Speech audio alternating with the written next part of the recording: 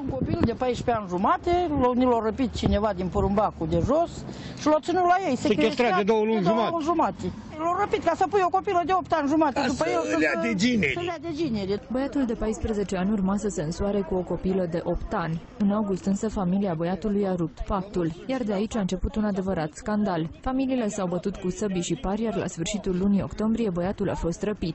Fără voia noastră au vrut să-l însoare și l-a ținut forțat. O vin la mine acasă și au intrat 50 de inși peste mine cu săbii, cu lopeți, cu frucoaie și mi-au dat 3 săbii în cap.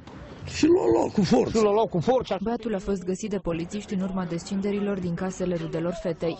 Au fost efectuate 14 descinderi la domiciliile suspecților, precum și o percheziție domiciliară, ocazie cu care au fost identificate arme albe, un pistol și muniție. De asemenea, în urma activităților informative a fost localizat și depistat minorul, care a făcut obiectul lipsirii de libertate și încredința familiei biologice. Se pare că scandalul dintre romi a plecat de la neînțelegeri cu privire la zestrea viitoarei mirese.